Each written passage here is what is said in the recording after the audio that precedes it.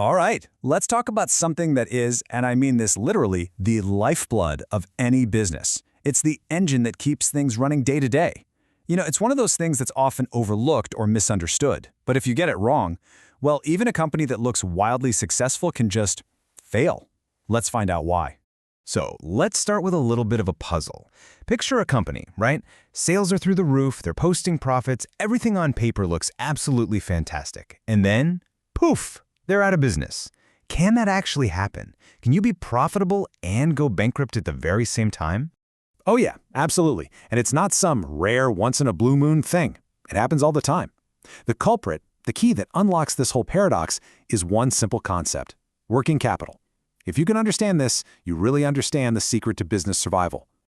So here's our game plan for this explainer. We're going to kick things off with that paradox. Then we'll trace the journey a dollar takes through a business. That's the working capital cycle. We'll get into the nitty-gritty of managing your inventory, the art of getting paid, and of course paying your own bills. And then we'll wrap it all up with what I call the cash conversion game. Okay, let's dive right in and tackle that paradox. It really boils down to the huge difference between making a sale and actually having the cash from that sale sitting in your bank account. They are not the same thing. So, what in the world is working capital? Well, at its core, it's actually pretty simple. You take all your current assets, that's stuff you own, like cash, inventory, and what your customers owe you. Then you subtract your current liabilities. Those are the bills you have to pay soon, like what you owe your suppliers. Whatever's left over, that's your working capital.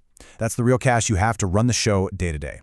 To really get a feel for this, you got to follow the money. We're going to trace the path of a single dollar as it moves through a business. And this journey, well, it has a name: the working capital cycle. Okay, now this diagram maps out the whole process perfectly. Let's walk through it. A business starts with cash. It uses that cash to pay its suppliers. That's the accounts payable part. That stuff from suppliers becomes inventory.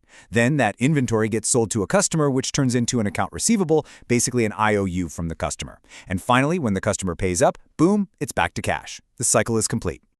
So let's zoom in on that first, really critical stage of the cycle: inventory. This is so much more than just stuff on a shelf. You have to think of it as cash that's been turned into a physical thing. Just imagine a t-shirt printing business. It has inventory in 3 different forms, right? You've got the blank shirts, those are the raw materials. Then you've got the shirts on the printing press, that's work in progress. And finally, the printed shirts ready to go are the finished goods. The whole game is to have just enough of each to keep customers happy without having a mountain of cash just sitting there as t-shirts in a warehouse. And this right here is a classic business dilemma. And it's a trade-off. On one hand, if you hold a ton of inventory, your storage and insurance costs go way up. But on the other hand, if you hold too little, you're constantly placing small orders. And that means more delivery fees and admin headaches. It's a balancing act. This graph shows you the solution so clearly.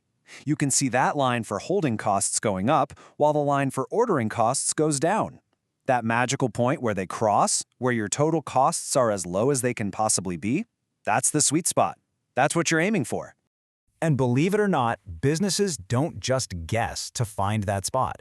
There's actually a formula for it. It's called the economic order quantity, or EOQ.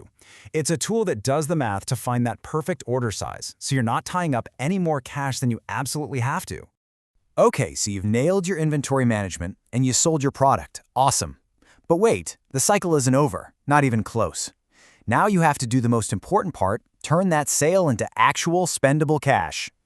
Think about it this way. Anytime you sell something on credit, which just means your customer will pay you later, you're basically acting like a bank. You're giving them a short-term loan. You've handed over the goods, but you're still waiting for the money. And that means you better have a really clear policy for who gets that loan and how you're going to collect it. A fantastic way to think about this is using the 5 C's of credit. It's like a simple checklist. First up, capital. Is this customer financially stable? Next, capacity. Do they actually have the means to pay you back? Is there any collateral? Anything that can offer a security? What are the economic conditions like for their industry right now? And finally, you have to make a bit of a judgment call on their character. Are they, trustworthy? All right, let's flip the script. Just like your customers want credit from you, you can get credit from your suppliers. This is what we call accounts payable. And if you use it right, it's an incredibly powerful tool. This is where we get into something called trade credit, and it's a huge deal for so many companies. It's basically a type of financing where you use the payment terms your suppliers give you. It lets you hold onto your cash and put it to work for a little longer before you have to send it out the door. But, there's no such thing as a free lunch. Relying too much on trade credit can come with some hidden costs. Maybe your suppliers charge you a little bit more, or maybe you get bumped down the list when it comes to delivery priority. And of course, there's the administrative headache of tracking all those different bills. Okay, so we've looked at the 3 big levers you can pull: your inventory, what people owe you, and what you owe others. Now it's time to bring it all together and see how the best businesses play the cash conversion game. The master metric, the number that tells the whole story, is the operating cash cycle, or OCC. It's a fancy name for a really simple idea. It measures, in days, the time it takes from the moment cash leaves your business to pay for supplies to the moment cash comes back in from a customer. Just look at this timeline. Cash goes out, you hold inventory, you sell it, then you wait to get paid before cash comes back in. The length of that timeline at the bottom, your operating cash cycle, is everything. The shorter it is, the less cash your business needs tied up just to operate. Your goal is to shrink that timeline as much as you possibly can.